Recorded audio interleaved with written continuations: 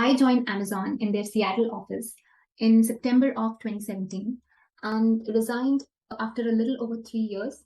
Do you want to know why?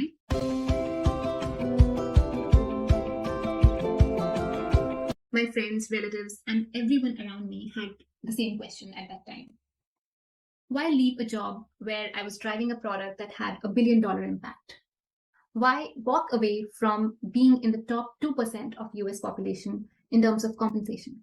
In fact, my manager, who is a director at Amazon, asked me to just take a break for 2 weeks and then come back, thinking I'm probably burnt out. But that was not the case. In fact, I love product management, immersing myself into my customer's life and solving their pain points. The whole process of cutting through the noise, using data, prioritizing the most important impactful things. But I still resigned. Why?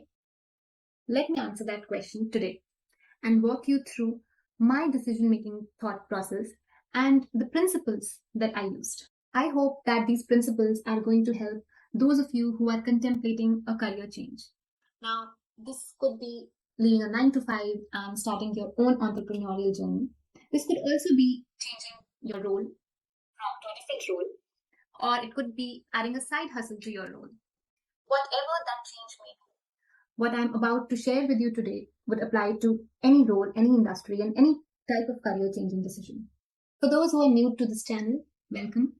This is Shambhavi, and I'm the founder of Mentor Me Good, where we help people land their dream job in tech. Before we get into the details of why I moved out of Amazon, I want to give you a glimpse of my career journey so that you understand my thought process and where I'm coming from. So I started my career as a software engineer in 2009 at Infosys India, and after doing my engineering in computer science, and then to pursue international experience, I came to US and I did my master's in information systems management from Carnegie Mellon. During my time there, I got an opportunity to intern with AWS team as a software engineer. Yes, I was into data structures and algorithms and object-oriented programming, and I was a geek.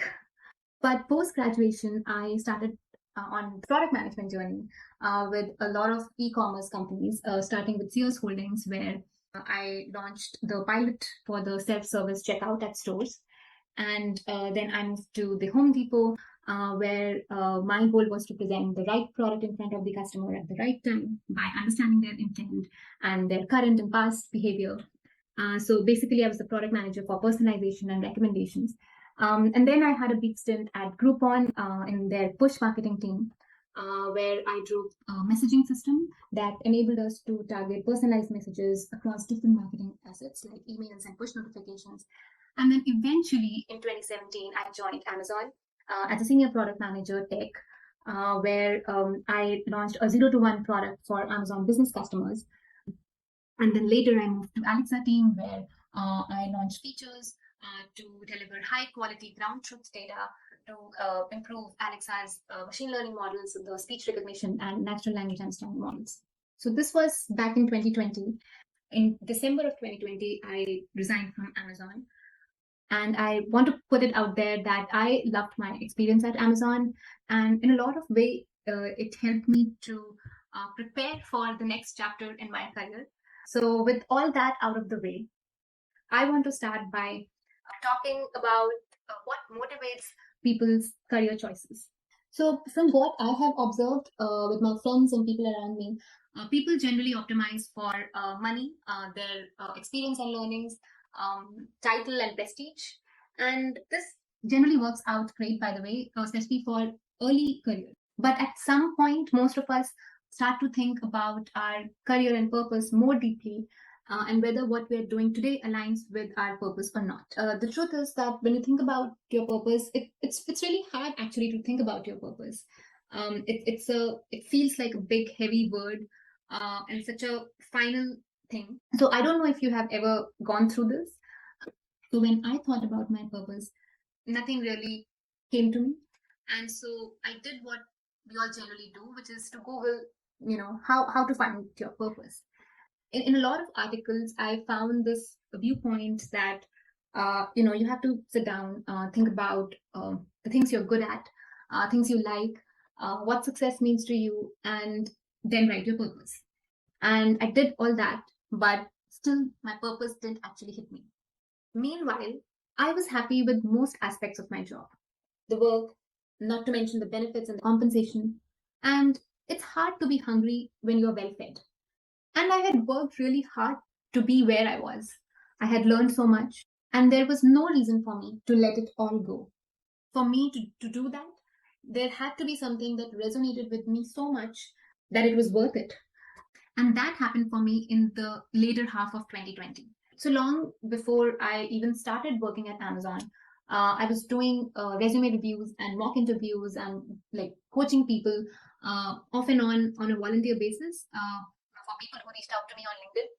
And the volume of this significantly increased in the year 2020. So when someone that I coached got an offer or even an interview call, I felt tremendously energized and fulfilled.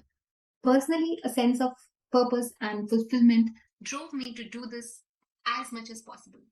And I just couldn't help but wonder, what would it be like if I focused my full time attention on this?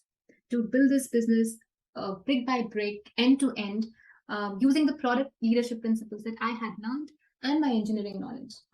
But wasn't I already doing this? But wasn't I already working and building a product end to end at my job at Amazon? Sure.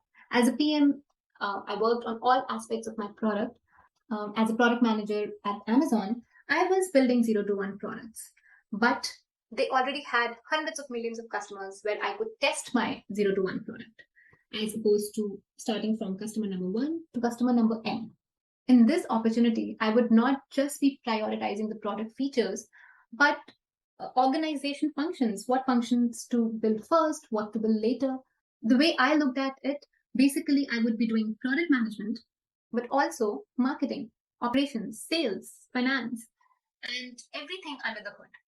And all this, thinking all this really excited me. And I was pumped with prospect of doing all this.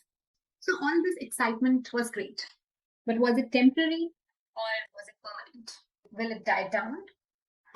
The truth is, you don't know that with 100% certainty at the beginning. And it's also not a fair comparison, right? You've lived through a career day in and day out for several years. And for the other, you don't have an experience of even a single day. The truth is, sometimes you don't know it all, but you have a conviction, and which is what I had. In product management as well, with so much emphasis on data, the reality is that we don't have that all the time. We don't have answers to all the questions that we would like to have answers to. And that's when we rely on a good judgment, which we have built over the period of years. So, similar to how we rely on good judgment in the product management world, I would like to make a case for career decision frameworks, which basically sealed the deal for me and helped me make my career decision. And so these principles are equivalent to the good product judgment in that sense. So there are these 3 principles, and it's not something that I came up with from scratch. They are the result of me talking to my mentors, the people who have gone through a similar journey, and my own experience. And 2 years down the line, they have stood the test of time. I want to share with you how I applied each principle to evaluate my own decision. So the first principle is believe in non-linear career paths. Today, when I look back at my experience, I believe that careers are more like a web of opportunities as opposed to a straight career ladder. Today, we can teach ourselves anything, reach out to experts in any areas, learn from them, build transferable skills, and as a result, build these non traditional, non linear career paths. I didn't think of it early, but I believe that a common thread for me has been embracing non linear career paths from the beginning of my career. As I shared with you that I started my career as a software engineer and then later pivoted to product. So at some level, I had already done a non-linear shift from getting into product from engineering, which is a norm today, but it was not a norm back then in 2013 when the product management itself, the role was not structured and well defined. But yes, when I was contemplating the decision of moving out of Amazon, that was a much bigger and a drastic non-linear shift. But I do believe that having done that at a smaller scale before gave me the courage to put a bet on myself. So that's my first principle, which is to believe in the non-linear career path. So I encourage you to keep this principle in mind when you are contemplating career change decision. It could be as small as thinking about becoming a people manager from an IC role, or it could be moving from one function to a completely new function. Principle number two, which I highly resonate, is that your purpose is not a one time contract. Human beings change and evolve. Companies grow and fall apart. Technologies change, industries are wiped out. And when we are living in that world, how can our purpose be just one static thing? And since your purpose can change over time and your purpose and fulfillment are so tightly knit together, it just doesn't make sense to ignore it. In fact, continuing down a previously committed purpose when it doesn't feel right scares the shit out of me. So when I thought about my situation with respect to this principle, I just couldn't allow things to just happen to me. So in my case, when I saw so much fulfillment and meaning in helping people land their dream jobs, it sort of pushed me to assess the situation more deeply and do all the necessary things to understand the feasibility and viability of this idea.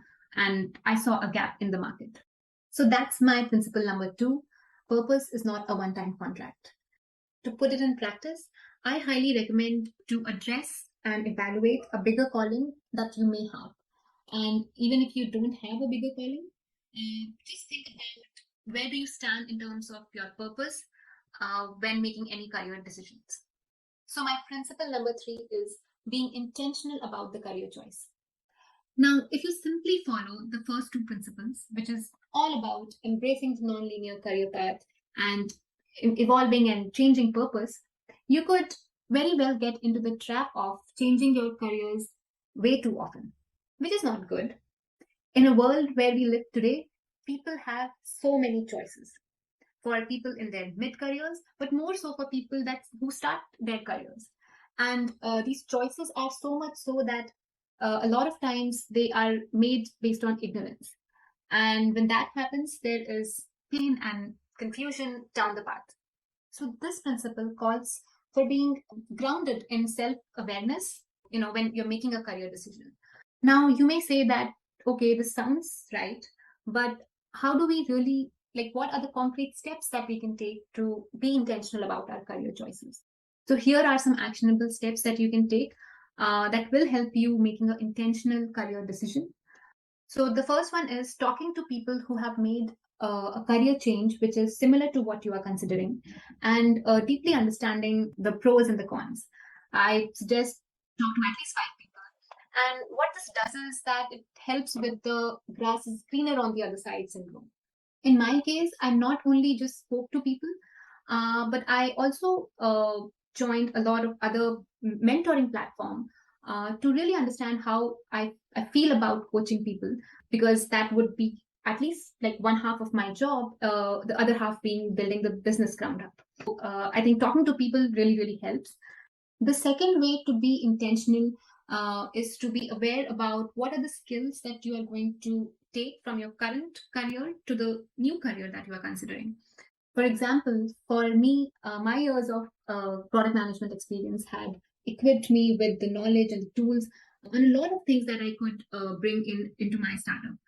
For example, how to do customer discovery, validating a customer problem, building MVPs, iterating, prioritization. So these are the things that I knew. The things that were completely new to me were operations, customer service, tax, and accounting. And on some areas, I had some knowledge, for example, marketing, but I had not done the core marketing work of like coming up with a campaign and actually driving the customer acquisition from that point of view. I think knowing what is the overlap between your current roles and responsibilities and then the roles and responsibilities in the new career would really help you set the right expectations, help me with setting up the right expectations and goals. Third way to be intentional is to honestly answer whether you are running away from something or running towards something. So, for example, if you are unhappy with your current job, it doesn't mean that you need to find a new career. If you are overwhelmed at a new role, it could be an imposter syndrome that you have to start to manage as opposed to getting into something new. Last but not the least way to be intentional about your career decision is to just simply and humbly accept that your decision may not pan out the way you want it to, and you might fail. And that's okay, because when you humbly accept that, you would also think about the strategies on how you will address that situation. So, for example, in my case, I thought of using a time box strategy, which I think would apply to, I guess, most of the cases where you have a predefined time in your mind where you would try out this new career and will also have a plan to return if that doesn't work out. I think there is really no shame in that. Even in the product management world, when we roll out a feature or a product, we have a rollback plan. Not because we have not done enough or we haven't put enough thought process behind the feature, but because we humbly accept that we may be wrong. And that's where that makes it an intentional choice. So, those were the three principles that I used to make my career decision of leaving Amazon and pursuing my entrepreneurial journey. 2 years down the line, I can say that the decision has been one of the most rewarding decisions of my career. I'm truer to my current purpose, and I'm also significantly better product leader with more appreciation for cross-functional teams, and more comprehensive and rich skill set as a result of doing multiple things that I cannot imagine doing in a corporate setting or in a single role. My intent of making this video was to help people make career changing decisions. It is something that I very deeply care about because I strongly believe that everyone, each one of us, should be doing things that they absolutely love and do so that, with an informed decision making. So, the last thing that I want to add is just to say that don't worry, our working lives are very long, and the decisions that you make today are not going to close opportunities in the future. Yeah, own your career and don't hold back. I would love to hear about your stories if you have made a career changing decisions, what challenges you faced, and if you have any feedback for me, do let me know. If you found this video valuable, do like, subscribe, and share. Usually, we put out content in this channel that is directly relevant for you to land your dream job in product management, data science, and engineering. This time, the video was a bit more personal, as a lot of people have reached out to me with the same question. Would love to hear your feedback. Till then,